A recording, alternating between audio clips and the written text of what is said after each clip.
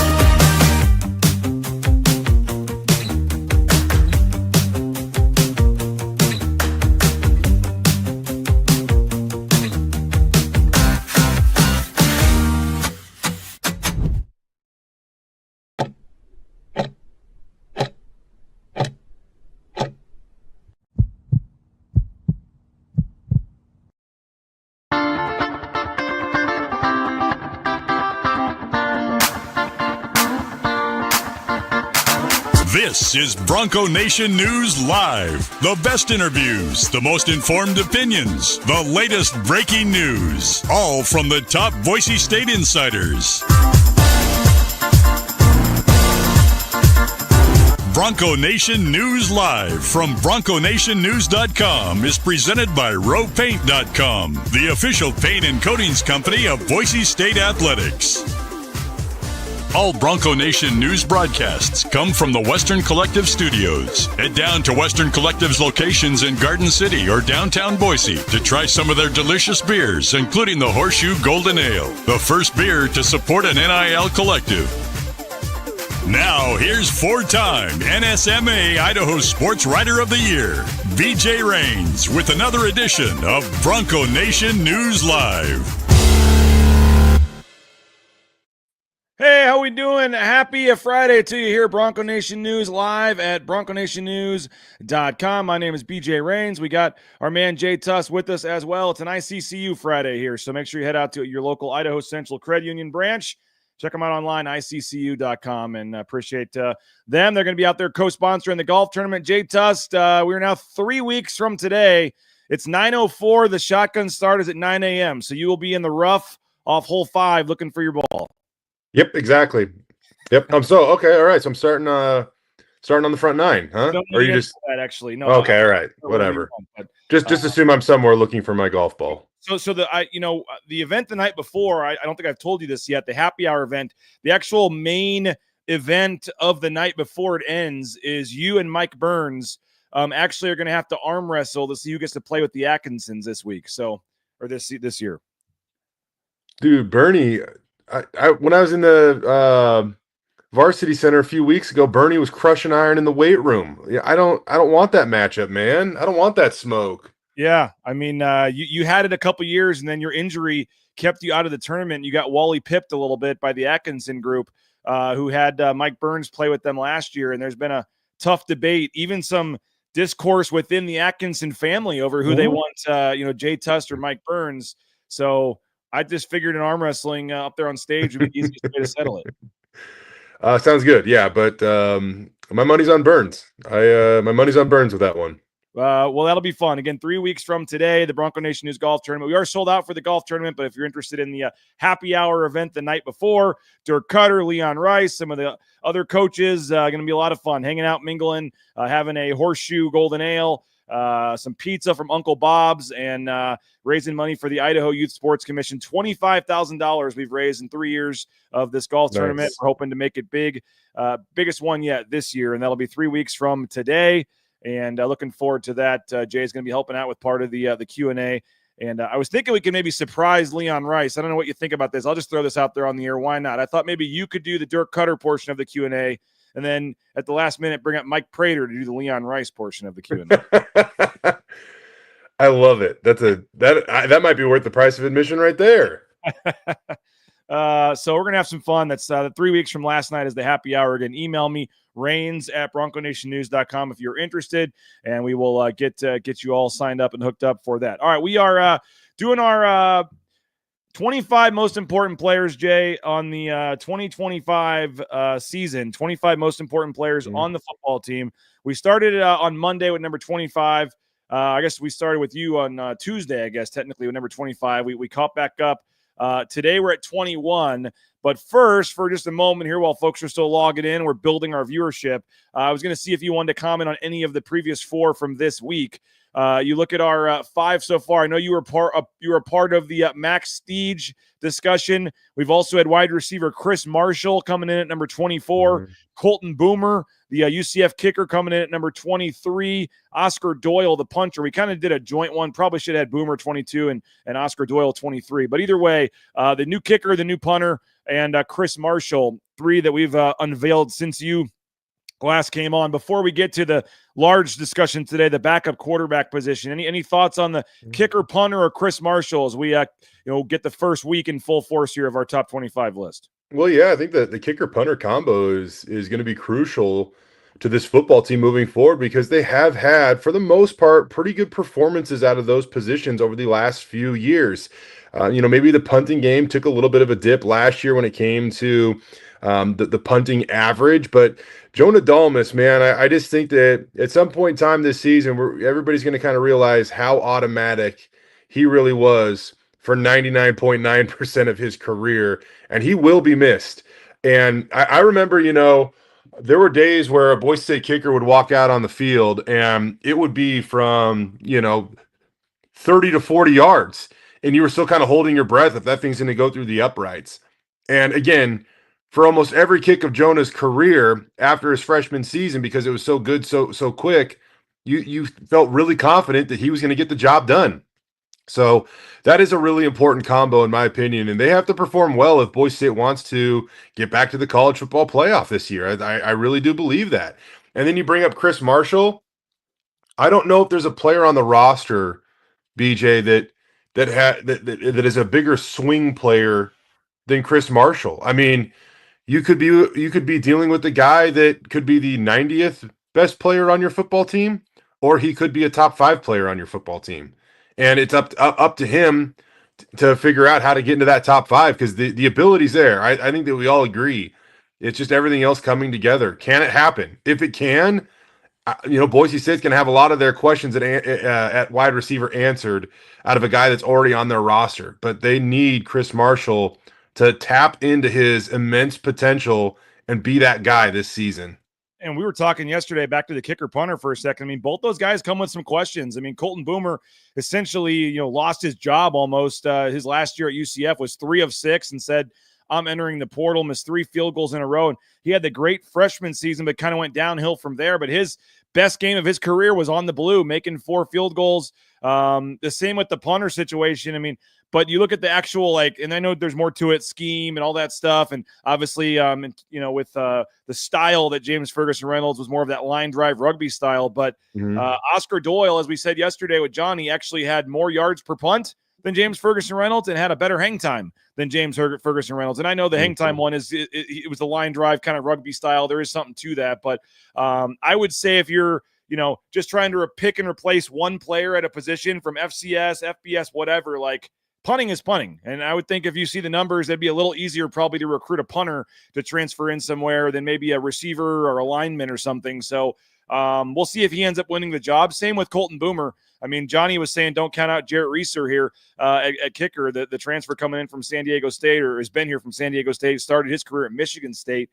But, I mean, kind of a unique situation, relying on transfers at kicker and punter. I would assume that hasn't happened too often at the same time for Boise State. Probably hasn't, to be honest with you. Yeah, but you're right on that. Yeah, at least I think you are. Punting is punting and kicking is kicking. You'll have a little bit of a new operation, but I'm confident in Mason Hutton, who's an outstanding long snapper. It'll be up to the holder and the kicker to get on the same page, but I think for the most part, the kicking's kind of kicking. I know elevation and stuff might have a little to do with it. Temperature, sure, but I still feel like if you can punt, you can punt, man. And so hopefully all those attributes and success will only take a step forward in Boise State. But yeah, I think that's an important group. I think it's a group that not a lot of people will want to talk about at the water cooler or anything like that. But the kicking and punting game is going to be paramount. And I think that we saw last year they have a better performance at Oregon, and they might win that game. And in all honesty, if they have a better kicking performance against Penn State, maybe that looks a little bit different. Early in the game, they put points on the board. So I think we see, how critical that can be. And I say that about Penn State, but man, there's a lot of games over the years where Jonah saved the Broncos and, would make 3, 4, 5 field goals in a game. And, some of those games he was their leading scorer, So I think those are two positions that are going to be really important to this team if they want to achieve what they believe they can achieve. And one thing on Chris Marshall, the stable pointing out Chris is working out down in Texas. You're right. It's just a total wild card, and kind of like the discussion we're going to have Kaleb Annett. I mean, if Maddox Madsen stays healthy the whole season, Kaleb Annett's probably not even in your top 50, most important players. But if he has to get in and play, he could be number 5 right away. In terms of if Maddox Madsen goes down with an injury, he could be number 1. So Chris Marshall, I think you'd like him to be number 5. I mean, I think going into spring ball, Johnny and Prater did like a 15 most important players going into spring. Wonder where they got that idea, but really they had Chris Marshall, I think, at number 3 or number 4. Like he could be that important to this team. And then spring goes and we see him on the sidelines more times than not. And it was the same kind of thing. And it was like, okay. I mean, we're all at practice, Jay. We see some of the plays he makes. Johnny mentioned one in fall camp from last year. We were all there on the sidelines. He kind of parted the seas down the middle, and it was just impressive, like 60-yard touchdown. And it was just like, holy crap! Like this guy might like get 100 catches this year and like go to the NFL. And it's like, wow. And then he's just never out there. So you hope it was just injuries. You hope he can finally stay healthy. I think he'll be a little more motivated this year, probably to try to stay out there on the field, just because of what he hopes his career in football can become. And that would require this year being a much better year than it's been if he wants to have any shot at pro football. So you would hope from that standpoint that whether it's nagging stuff or staying healthy, that he can stay out there. But they need that, number 1 type receiver. And someone did point out here, I don't know how much you know about this, but I know his agent was kind of DMing us all and letting us know that the UConn wide receiver is visiting right now. Doesn't have crazy stats. I mean, but he's, I also take a little step back or pause when you see a guy's been at 3 schools already. And you just have to play that. I know it's becoming more common now, but you just have to play into that. So, I mean, they're still trying to find a receiver out there somewhere, but maybe the guy they're looking for is Chris Marshall, if he can just stay healthy and step up. I think that would be the hope. I still think you go out and you try to add another body to that room that has a little bit of experience, but I mean, he's right there. You just gotta somehow figure out the Rubik's cube, the perfect combination there. And if you can, it could be really special. And going back to last season, we saw it at times in the preseason, man. We saw it with our own eyes. Some of the plays he would go up and make in practice, and there were plays that not a lot of other guys could make. And then all of a sudden, it just comes down to his consistency. Can he do it every single day? And then he got hurt.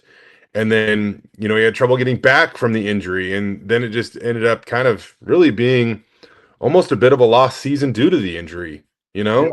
So hopefully he has a good offseason. And you're right, BJ, like not a lot of runway left for him. It's got to happen now, or it's literally not going to happen. Exactly. And like I said, if he wants to play in the NFL, yeah, he's got to have a year where he stays on the field and puts up some numbers this year. So maybe a motivated Chris Marshall could be a good thing for the Boise State football team. All right, so that's our first 4 today. We've got to number 21, which we're going to get to in a minute. But Jay, kind of a funny aside here that I found on social media. I just want to play the first 30 seconds of this video. I think most people have probably seen it circulating on social media. And then I want to bring it back just locally here just for a second. But cool thing happened the other day in Blacksburg, Virginia.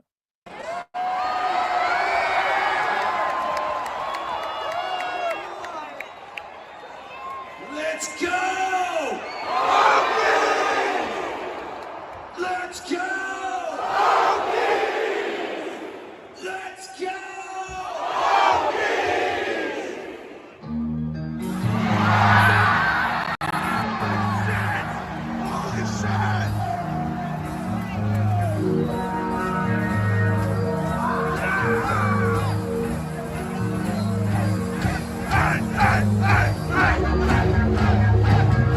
right, Jay. Sorry for the bad language there and the shaky camera. But Metallica coming back with their entrance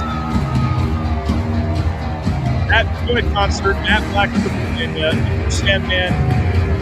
The end entrance for Virginia Tech. Everybody remember the 2010 game against Boise State. They come back. That was one of the most electric entrances in 2010, by the way, watching that game on TV in FedEx Field or whatever it was there in Washington, D.C. But there they are going crazy. Enter Sandman plays. Thought it was just an electric, super cool event. So I'm saying we got to get the white stripes to the blue for Seven Nation Army here. Come on. Hey, we've seen, the desire to host concerts on the blue, right? Post Malone coming this summer.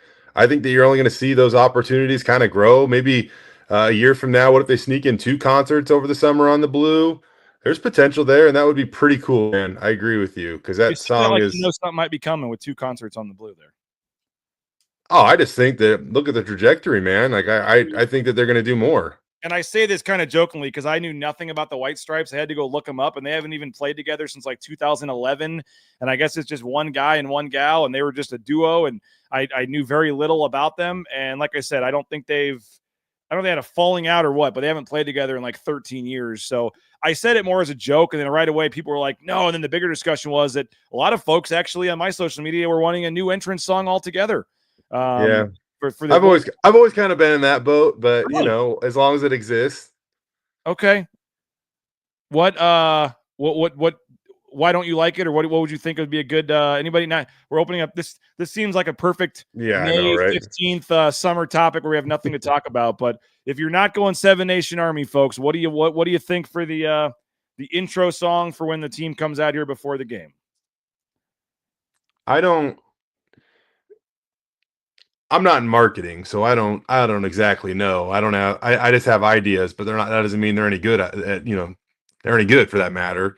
Yeah. I didn't love White Stripes early on, but here's the deal. They've been playing it long enough now where it kind of is on, bordering on, okay, this is tradition now. And so it might be harder to change now than it was, 5-6 years ago when it was still only 5-6 years or whatever it is into being their run out song. And I don't think this will be popular, but I still think they should lean into I'm Blue by Eiffel, whatever. They do it after the game now, and I've kind of just been that's just like it matches up, man. It's even like one thing that and here's probably we're going to disagree on this one here. I know we are. I loved before basketball games when they played X Go and Give It to You, and then they switched it up to Mo Bamba. I'll play it. Yeah, but they played over the hype video. Like the hype video should be its own thing, and then right before tip off, I actually you're playing in the X. It works. It gives me goosebumps. I was fine with it. I was fine with X Gonna Give It to You, but as long as they had the little 30-second video for that. And then it went to the bell ringing and Michael Buffer coming on. I thought that was the perfect transition. But now they went, you're right, to the Mo Bamba, which I don't think – I'm the biggest Mo Bamba fan there is. I don't think it fits right there. I'll give you that. And by the way, on the tune of Mo Bamba, and by the way, we couldn't get any discussion on the first 4. Once I mentioned this, we've got about 30 comments in the chat popping up. But Tyree says, get Sheck West out here to perform Mo Bamba on the blue. Let's do it. Call your boy up. Get it going. That might hit a little better than the White Stripes. And by the way, someone says Bronco 130. They're giving me crap for not knowing much about the White Stripes. They were formed when I was like 12 years old. Okay, I'm sorry. I'm right there with you. I don't know a lot about them either. I've never been a big rock person, and I just that's not my musical genre, and I didn't know much about them at all. So I apologize. And now he's taking a shot at you too. Is that because your musical taste sucks, Jay? White Stripes are. Oh yeah. Bronco 130, yes, totally. I won't even debate that. Like, absolutely. Like, I'm not in. That's why I'm saying don't take my advice on it. Yes. I'm not like super into music. Sometimes I wish I was more, but you know what? I hit whatever's on the radio or, whatever's on Apple Music that I apparently like. Usually it's some country or something like that. But no, Bronco 130. I take no offense to your comments because I don't have very good musical taste, and I am definitely willing to admit that. Matthew wants "We Will Rock You." Grant says, can we get Thunderstruck? Let's see. It's got it. The thing that I like about DC. Yeah, but the thing I like about the DMX or whatever at the X, like it's not. I mean, there's probably somebody else that plays it, but like it fits. Like it fits, and it can be a part of like your tradition, and so that's why I kind of like that. Thanks for owning that, Jay. Bronco 130. Yeah, I own it. It's okay. Mo Bamba's better when the defense is on the field. I agree with that. Hell's Bells. I agree. Hell's Bells, a third down. Plus that new sound system at Boise State with Mo Bamba, third down. Like, yeah. Yep. Thunderstruck would be a good entrance song, and a couple people are saying that. It would be awesome, but I just like it has been done a little bit before, right? Like the Seven Nation Army is there's some crowd involvement with it. You know, you got the crowd doing the whatever the thing is that the crowd does, the humming or whatever you say, a chanting part of the theme song, part of the musical lyrics or whatever. I mean, it's and you can just keep replaying that and replaying that. I mean, I don't have a huge problem with it, but I don't know where. I mean, you want something that's you're not going to Enter Sandman and stealing that. You're not going to. I mean, I don't know. I mean, there's some, but I don't know of a lot of other ones that use that as the entrance music. We've been to some of these away stadiums. You'll hear it like during the game, but I don't necessarily know of any teams that I can think of that also use the Seven Nation Army as their entrance music. I'm sure there probably is that we don't know about, but Trailblazer just says, don't we own Virginia Tech since we beat them? Let's just take their song and talk about it. I don't know if it works like that. In the Air Tonight is what D-Ray wants. Probably not quite. I don't know. That song also hits a little bit. It does when they turn the lights off and everyone's holding the lights on their phones and stuff. I don't know how much it matches with what like Boise, what Boise is, or they're like, I don't know if it like fits, but I mean, if they're called the Blue Stripes, I mean that now we're talking. I do think the blue one would be pretty cool, depending on how you could do it. But I think I think like a remix, like I've always thought the blue is the blue. I think that as much as you can before kickoff, which I say as much as you can because you can't have it blue the whole time. But your opponent should just have like blue lenses on from the moment they arrive, at Albertson Stadium. Yeah, and they can now have the lights. I'm saying, guy walking out. The little. I can't remember what the exact words of the song are, but they talk about a man or whatever. Go for 20 seconds. I got to take this call. Oh, okay, cool. And having the guy with the Dan Paul hammer, stadium completely blue with the blue lights. Guy with the Dan Paul hammer kind of walking out there and just posing for a second, holding it above his head, and then you break into whatever. But that's just my lame vision for that. But it's going to be hard to change what they've done just because they've been doing it for so long, and it certainly has kind of become tradition now. And even that, like the version that they kind of play, especially with the hype video, it's kind of a little bit of a remix. So I think it's cool. Game day at Albertson Stadium is certainly enhanced over these last few years. It will be interesting to see how it is without the north end zone this season, and that is just a temporary loss in terms of putting people out there, and also where the team's going to come out this next season.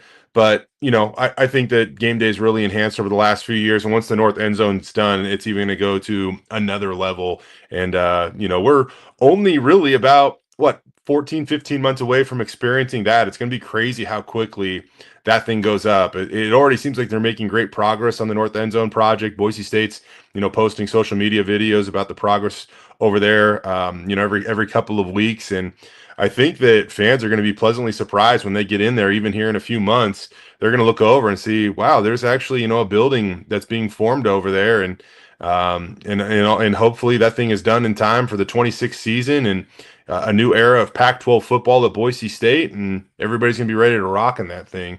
But yeah, as long as we're still filling time here, I do want to mention that Boise State has a couple of guys, more than a couple actually. BJ also kicking off NFL mini camps today.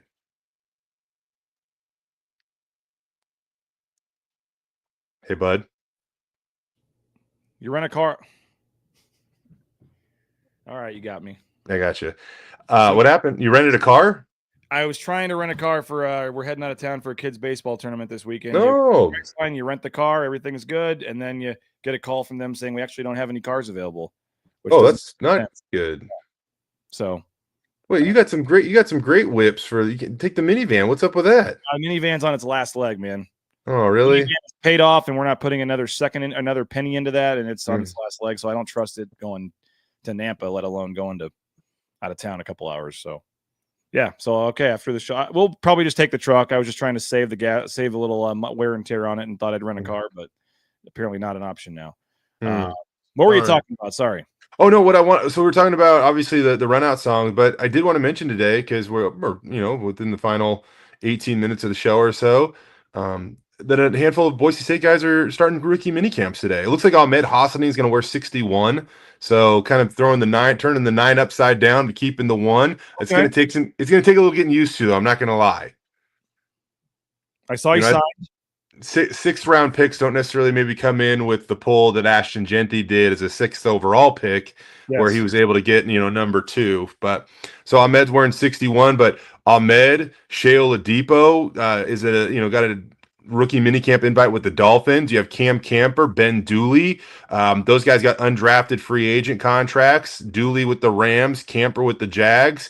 And then obviously Ashton Genty. If you're asking where Alexander Tubner is in that mix, his rookie minicamp invite happened last weekend with the Baltimore Ravens. So from my understanding, went good, but still searching for that next opportunity. Last I checked. It's Keaton says that you just let me go for 5 seconds there. Diabolical. You were just going to see how long I kept talking before I realized I was muted. I was just giving you a chance. Hey, for the folks out there that don't know how this works, there's actually 2 different ways you can mute yourself. You have the screen, like on the program we use on the screen, and then you also have the actual thing here. So on that, usually I do it on the screen, and that's where I looked down. I was fine. I had forgotten on this one. I had pressed it on this one. So for the crap we give each other, it's actually pretty easy to mute yourself and forget that you're doing it. So yeah, especially when you're dealing with rental car agencies or whatever. How is that possible? How can they rent you a car online and then not actually have a car there to get to give you? Travel, man. That's the way this stuff goes. It is. Sometimes you'll get lucky though, where all like your economy sized ones, which we usually get on the road, and then all those are gone. And they're like, "Hey, would you like a 4Runner or something?" You're like, "Win!" Boom. It was the NFL draft. I get there in Milwaukee to get a car, and they don't have the car they're supposed to give me or something. And then they also tell me, go to spot C13, and I go to C13. There's no car, there's no C13 or no car in C13 or something. I come back up to the little counter, and the lady felt bad for me. She's like, would you be okay with something bigger? I'm like, sure. Dude, I got a 2025 Lincoln Navigator with 64 miles on it. It was a nicer car than Ashton Genty rolled up to the draft in, probably. Yeah. And it was ridiculous. Probably $100,000 car. I don't know. It was ridiculous. Oh, probably more than that. It was. I will say so.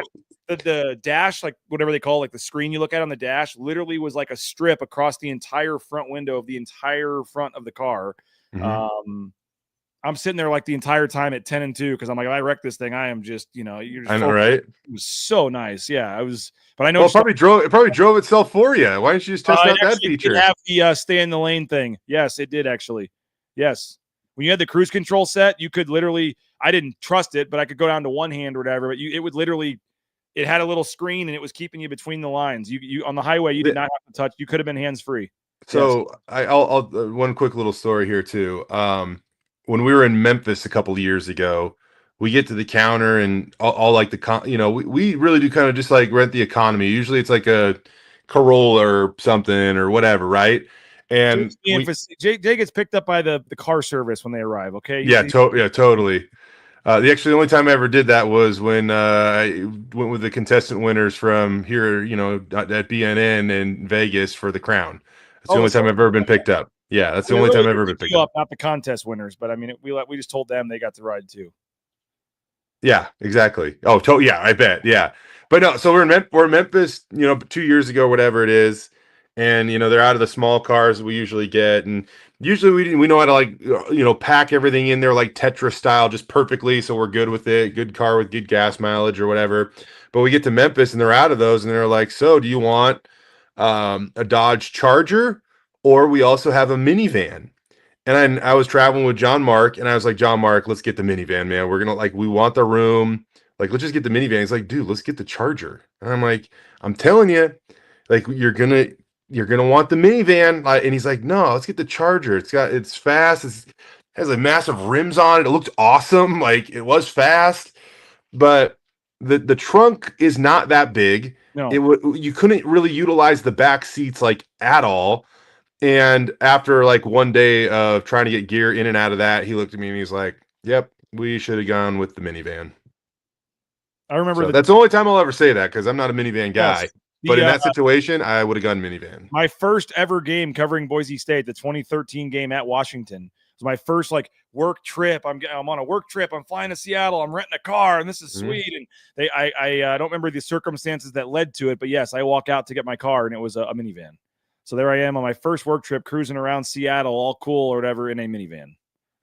So back then you didn't have much gear too. Like now, you probably would be over the moon about getting a minivan. I don't know. All right, let's get to the main topic of today's show for the last 15 minutes. Kaleb Annett, backup quarterback situation. We have a poll on YouTube. You can answer in the poll right now. Are you concerned about the backup quarterback situation at Boise State? We'll get to that in just a second. But I do want to thank rowpaint.com, our title sponsor. All your painting needs, those concrete coatings, interior, exterior paintings, hit up our title sponsor, rowpaint.com. Taco Bell, great food. Delicious, cheap, affordable. Visit a Treasure Valley Taco Bell location today, and they are hiring. So the SN Management Group, the Nicolason family, head on in. Get more information at TacoBellWorks.com. Idaho Central Credit Union, ICCU.com. There's a branch pretty much on every corner, but the easiest, that mobile e-branch online banking right there in your smartphone. You'll be happy you did. The Raines family loving the fact that we made the switch. Do it today, ICCU.com. Hey, Snake River Pool and Spa Patio and Game locations in Twin Falls, Boise, Meridian, Nampa. They've been around since 1978. They're part of the Boise State home team, thespateam.com. You can check them out. We appreciate all of our friends at Snake River Pool and Spa Patio and Game, whether it's a sauna, pool table for the game room, a spa, they got you covered. Part of the Boise State home team, as I said, visit them online at thespateam.com. Hey, the Blue and Orange Store, best selection at the best prices. You want some Boise State gear? Check out their clearance rack there at the front of the store. But they got the jerseys. They got all the coaches' sideline apparel. You can order online anywhere in the world at theblueandorangestore.com or just visit them. Boise Town Square Mall, second floor there next to Pro Image. That's the Blue and Orange Store online, theblueandorangestore.com. Lithia Ford of Boise, we mentioned them earlier. The hole-in-one at the golf tournament 3 weeks from now. Jay might already, if Jay gets the hole-in-one, I don't think he's finishing the round. He's just heading off in his car and saying thank you. Lithia Ford of Boise giving away a free car for a hole-in-one at the Bronco Nation News Golf Tournament in 3 weeks. Looking forward to that.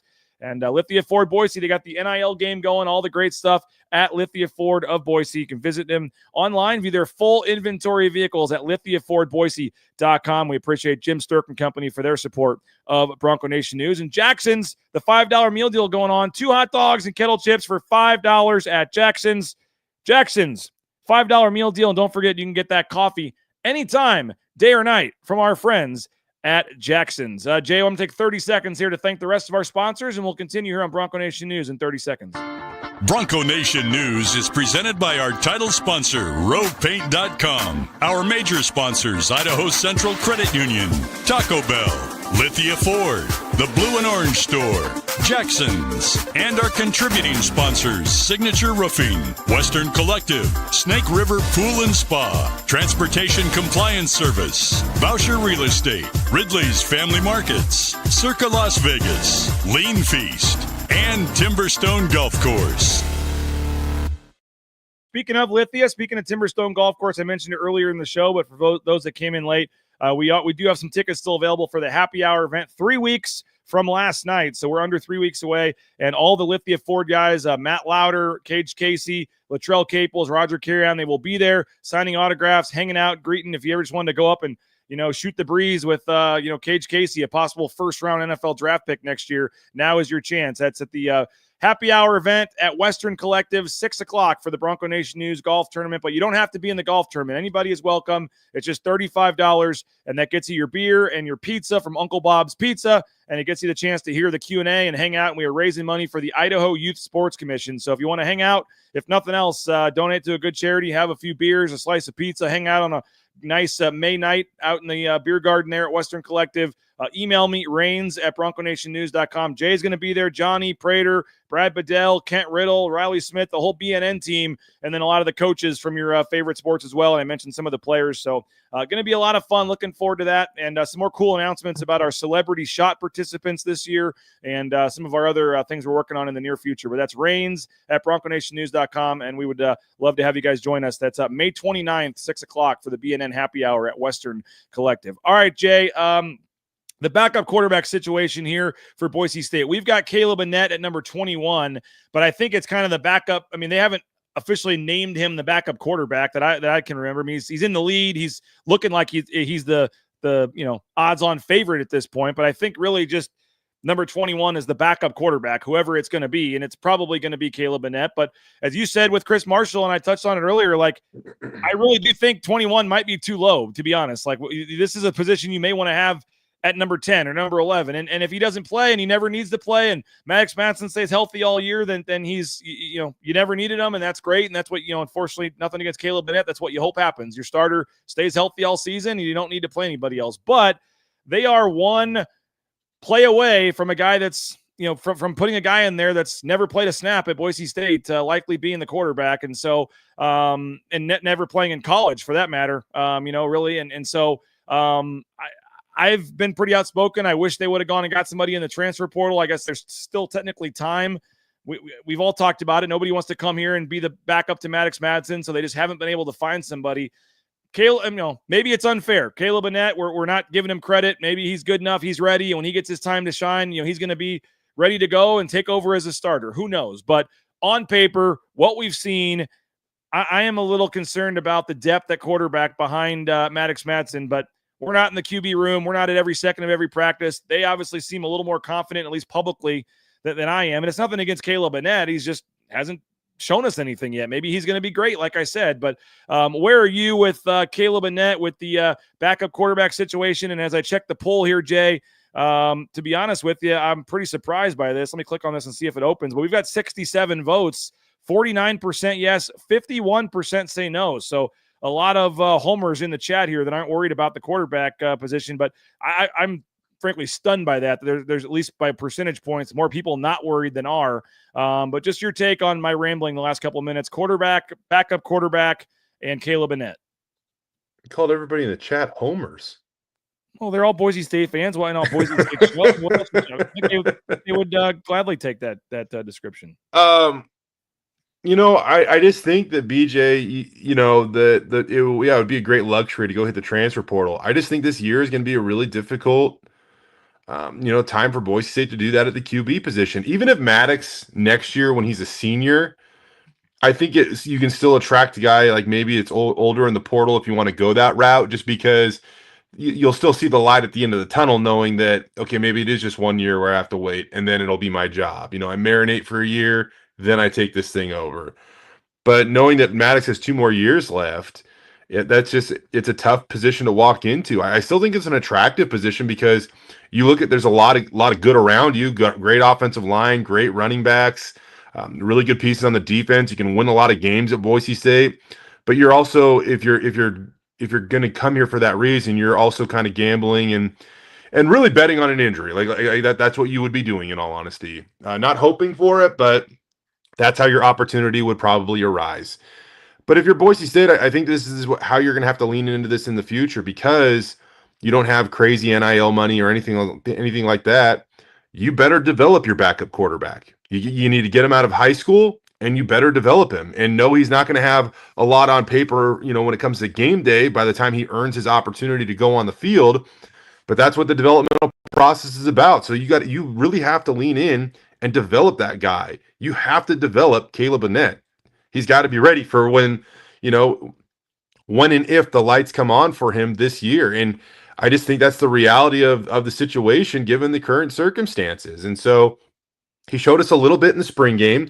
He looked pretty good during the spring game. But, you have a roster here where the only other guy that has thrown a pass in a game outside of Maddox Madsen is Max Cutforth, and he's 2 for 2 for 13 yards.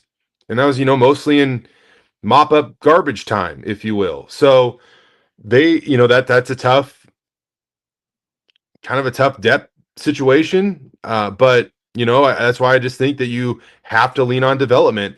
I'll say this, BJ, this is the first time in 3 years where the Boise State football team hasn't lost their starting quarterback to the transfer portal too. A couple years ago was Hank Bachmeier. Last year was Taylon Green. So at least they're not trying to figure out QB1 this year. Yeah, no doubt.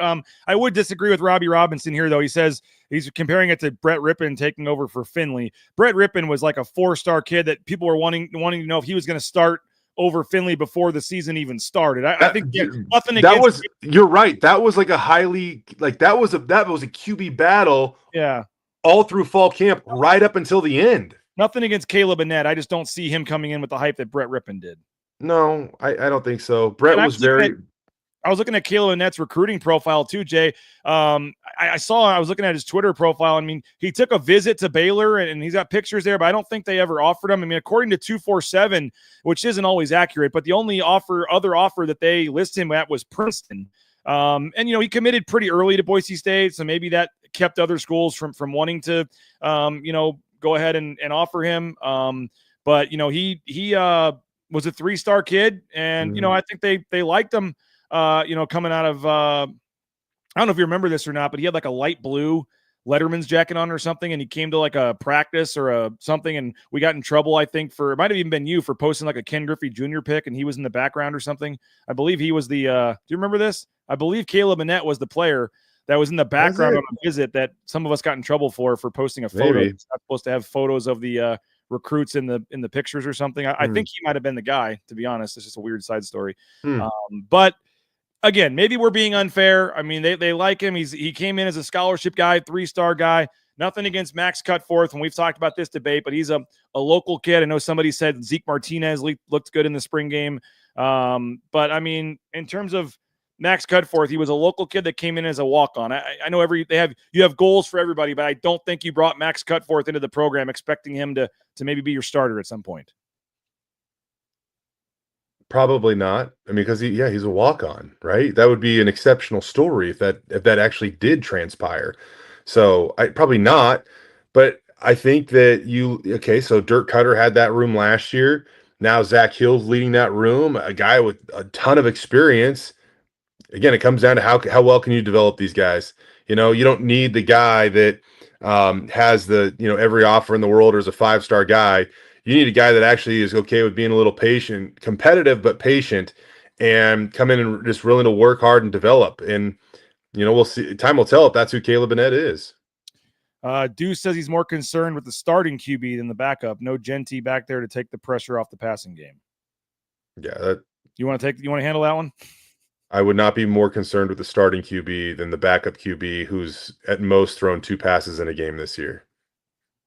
But we probably expect at this point they're not going to add anybody else. This is it. I'm never willing to say never in this era, BJ. I don't know. I think that, reasonably you should probably expect this room to look as it does moving into fall camp. But it'd have to be somebody falling through the cracks that for some reason had a falling out at their school and they were desperate at the last minute to find a place or something. I mean, and just somebody that would want to come win. I mean, that's when we go back and we talk about Montel Cozart. Montel Cozart coming here to back up Brett Rippon, that didn't seem like the greatest move for him if he wanted to play a lot. But Montel had played, and he just wanted to come and be a part of a winning program. And then he, in turn, helped Boise State win some games because Brett got hurt. And so that wasn't a bad move. Jalen Henderson, but again, he was a guy that was coming out of a JC, overlooked, awesome leader, man. Jalen is just a tremendous human, but that's what it would take. And even if that's the case, I don't think they're going to get that person that just moves the needle, right? Like, I don't think there's going to be that person. You talk about betting on betting on yourself, but also kind of quietly knowing that an injury is the only way you would get on the field. That was the Montel Cozart situation. And you think back to that, how crazy that was. I don't remember if that was Brett's junior year or senior year or whatever year it was, but Brett had been an established starter and done some big things. And here's Montel Cozart taking away and turning it into a 2 QB system because of what he had done. That was a pretty surreal way that happened, just on a side note. Yeah, no, that was Brett's junior year that happened. Which, I mean, if I recall too, Brett's junior year, you could probably argue was his worst year of college. He got banged Probably up. had something to do with that being pulled, and who knows what Yeah. else. He had the concussion, missed the game. There was some other Yep. stuff that happened, but whoever would have thought you'd see this in the chat. We need another Kansas QB. You're not taking this Kansas QB this year. You would like to have him. I can tell you that. Grant Hedrick, was that similar? And I guess Grant was a developmental guy. Grant waited, I mean, 5 years essentially to be the guy because he redshirted. Like Grant waited forever. Played a little bit his junior year when Joe Southwood got hurt, but like he had to wait all the way. So he's a redshirt freshman, redshirt junior, sophomore, redshirt junior, and then finally as a redshirt senior got his chance to roll. So Grant was definitely a developmental guy. He had his his small playbook or whatever early in his career as a running quarterback, but that guy had to wait a long time, and then he got his opportunity, and dude was a stud. Yeah, I don't think we're saying this. Guy says, or why are we implying Annett isn't being developed? I like the kid and Coach Zach Hill. I trust. Yeah, I think Zach Hill. No, that's not. I'm implying the exact opposite of that. Yeah, like I'm saying that everybody wants to pretend they have to go to the portal because that's not happening. And what I'm saying is that is the key. Like, no, I'm literally, Sky, I'm saying the exact opposite of that. And I think it's more just the unknown. We haven't seen him in a real game. So like I said, he could be great, but if you had your pick, you'd rather pick some guy that you'd rather have, the Talon Green or the other guy there waiting to whoever the other guy is. Like a Maddox Madsen was a guy that had played and established and was there to come in as a second guy. I mean, they've had, you mentioned Bachmeier and Green. They've had Maddox and Green. Like they've had two, and then Malachi Nelson last year. I mean, nobody knew what you felt people wanted to see it. They were excited about it. They felt great about if Malachi Nelson had to come in the game. You felt, right or wrong, you felt better about Malachi Nelson coming in last year than you would right now, probably about Kaleb Annett coming in, right or wrong. Mostly because of the unknown. We hadn't seen him, the expectations. We just don't know what Kaleb Annett would do if he went in a game. So I think that unknown is just a little scary. Yeah, but I mean, coming into last season, Malachi Nelson had thrown 3 passes in a college football game. Max Cutverse thrown 2. The only difference between the two is one had 5 stars attached to their name in the recruiting process. Yeah. That's fair. That's it. I just think you're more just a little nervous because you don't know what you're getting. Like I said, maybe he's gonna, if he got in there and started, he'd do great and have great, whatever. Just if you had your pick, you'd probably pick someone that had a little more experience and had played in the game and was a little more of a known commodity. Yeah. If you could. I would also say that I think there were a number of fans last year that thought they knew what they were getting in Malachi, and in all honesty, that they were wrong. What was Dirk Cutter's blunt assessment on this very program? Where did he end up? Yeah. UTEP. Fair or not? Who knows? Yep. I'm not wrong. Well, thank you. 0 snaps, definitely scary for sure. I agree, but we'll see. That's going to be a developing story over the summer, Jay. Backup quarterback situation. They never actually technically announced him as the backup, right? That he won the job, or they kind of implied it, but I mean, I think it's still at least publicly an open competition there. Yeah, Max is pushing. Max has made tremendous strides. He's now a scholarship guy. Like, I'm not writing off Max Cutforth. No way. Yeah. But I think that you just saw the performance in the spring game, an opportunity, and you know what? Maybe we shouldn't even read into that as much as we did, but it did seem like Kaleb kind of was getting those QB2 opportunities more so than Max, at least on that day. Yeah, it was funny. It was like so wide open and all this, and then it was like we saw the reps in the game, and it was like, no, it's really not that. That tells you what you need to know. But that also might have just been testing a young guy too. Like that was their first chance to throw Kaleb under the bright lights of 8,000 people in the stands. We're already past time, but can you give us a quick softball update here? What's the plan for softball today? It is, if they keep winning, they get to keep playing. If they lose, then it's on to the 2025-26 season, right? So they, really threatened in the game yesterday. Got down 8-1, unfortunately. Played it a pair. They got it to within 5, bases loaded, nobody out, top 7. And unfortunately, there was an interference call. So Holly Farmer singles up the middle. Leah McAnally runs into the shortstop. And so the umps call McAnally out, and then the runner actually for that scored had to return to third, and that just it kind of took the wind out of the sails. I'll say this: like if McAnally doesn't run into the shortstop, they might turn 2 on that play too. So it kind of is what it is there, but.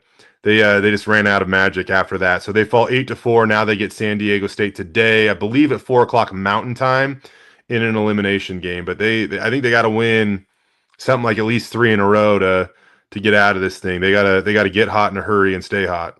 And Coach Schultz did not get ejected for that call.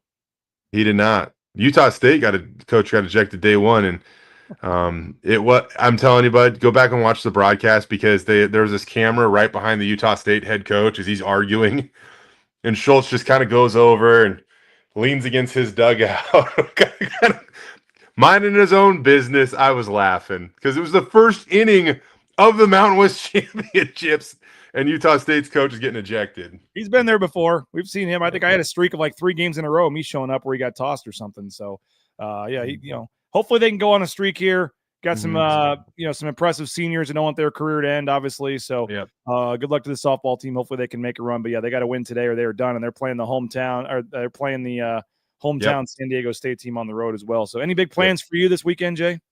No, keeping track of that. And then baseball's in action.